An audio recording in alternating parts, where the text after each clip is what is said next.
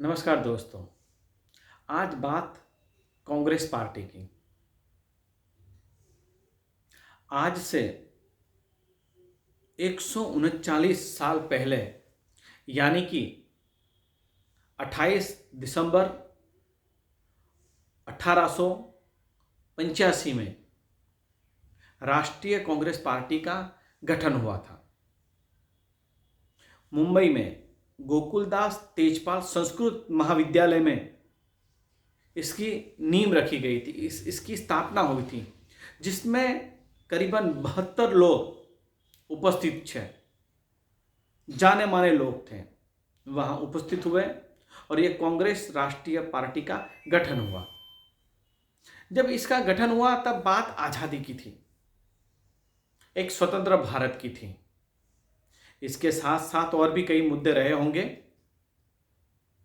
मगर खास जो बात थी वो आज़ादी की थी। साल बीतते गए, दिन बदलते गए, अध्यक्ष बदलते गए। इसमें गांधी जी, लाला लाजपत राय, नेहरू जी, सुभाष चंद्र बोस साहब, कई सारे, नेहरू जी, स्वर्गस्थ इंदिरा गांधी, सोनिया गांधी, राहुल जी, खड़गे साहब, सभी के सभी लोग, कई सारे लोग थे जिन्होंने प्रदेश अध्यक्ष की जवाबदारी या अध्यक्ष की जवाबदारी संभाली है। मगर खास बात ये थी कि इन कई सारे अध्यक्षों के बीच जब आज़ादी मिली और आज़ादी के बाद जब एक स्वतंत्र भारत कागज पर मोहर लगी और भारत आज़ाद हुआ, उसके बाद राष्ट्रीय कांग्रेस पार्टी की जो विचारधारा थी उसमें भारी बदलाव हुआ। एक हिंदू विरोधी मानसिकता कहेंगे तो ये ठीक नहीं होगा, मगर भारत की संस्कृति, भारत की धरोहर, भारत की धार्मिकता के विरुद्ध ये राजनीति करते गए। और ये ना राजनीति करते करते करते करते एक वक्त ऐसा भी आया कि वो हिंदू विरोधी हो गए। आज़ादी के 75 साल होने को आए हैं। 10-15 साल निकाल दो तो 60 साल आप सोच भी नहीं सकते कि 60 साल तक कांग्रेस ने इस देश पे राज किया। 50 दशक से भी ज़्यादा, यानी कि 6 दशक से भी ज़्यादा भारत पे राज किया, मगर कुछ नहीं हुआ। सबसे पहला था काशी विश्वनाथ, उनको भी वहाँ का वहाँ रखा गया। विकास के नाम पे कुछ नहीं हुआ। मथुरा तो अभी भी वही का वही है। खासकर बात करें तो रामलला की, जो कांग्रेस चाहती तो आज से 10 साल, 20 साल, 30 साल या 40 साल पहले रामलला को वहाँ विराजमान कर सकती थी। मुस्लिमों के लिए कहीं और जगह अलॉट कर सकती थी, मगर ऐसा नहीं किया। उन्होंने दोनों कौम को लड़ाने का काम किया, उनके वोट बटोरने का काम किया।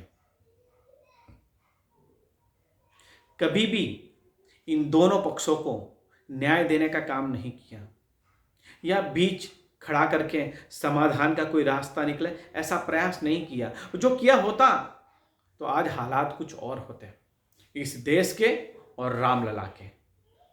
मगर हम इतिहास में जाना नहीं चाहते, हम फिलहाल अभी का जो माहौल है उसकी बात करना चाहते हैं। फिलहाल कांग्रेस के राष्ट्रीय अध्यक्ष और सोनिया गांधी जी ने एक बयान दिया, खड़गे जी ने और सोनिया जी ने दोनों ने एक बयान दिया कि रामलला का मंदिर निर्माण होने जा रहा है। 22 तारीख को जो भव्य कार्यक्रम है वहाँ हम नहीं जाएंगे। यानी कि वो न्योता, वो आमंत्रण कांग्रेस ने ठुकरा दिया है। इसका सीधा साधा मतलब यही निकलता है कि वो राम लला के विरुद्ध है। वो नहीं चाहते कि राम लला का मंदिर बने। उनकी एक ही मानसिकता है कि भारत में दोनों कौम आपस में लड़ती रहे। कांग्रेस के एक दूसरे नेता ने यह कहा कि आरएसएस और भारतीय जनता पार्टी ये राम मंदिर निर्माण कर रही है। तो मैं उन लोगों को पूछना चाहता हूं, किसने रोका है आपको? किसने रोका है आपको? आप भी जाइए, आप भी बनाइए। उन प्रतिनिधि जो लोग वहां शामिल हैं उसका हिस्सा आप भी बनिए।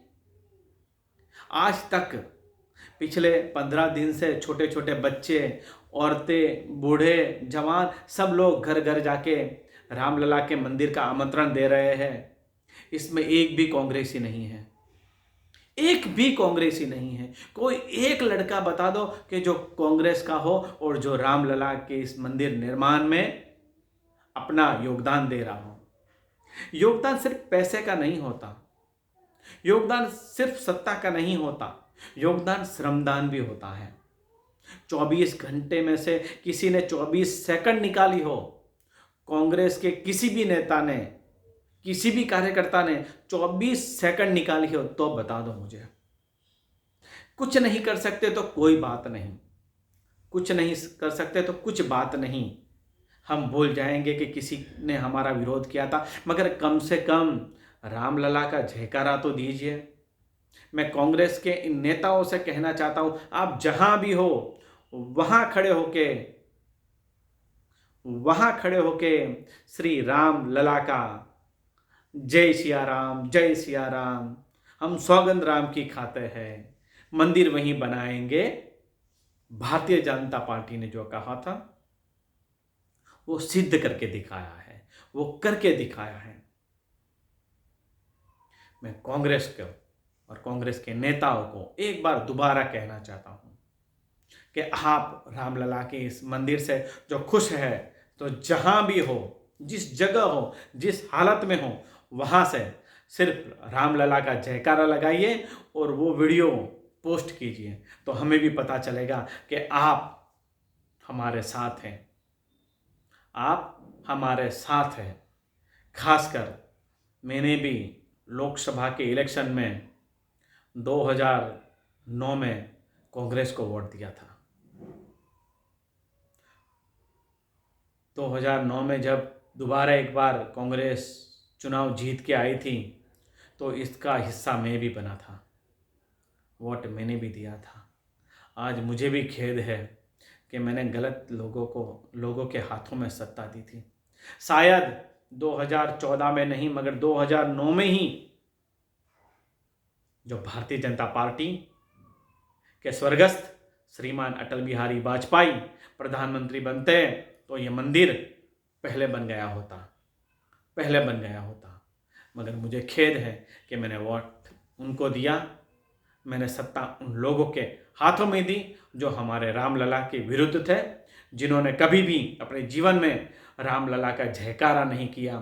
तो बस यही कहेंगे, जो राम का नहीं वो हमारे कोई काम का नहीं, जो राम का नहीं वो हमारे कोई काम का नहीं। तब तक जय सिया राम, जय सिया राम।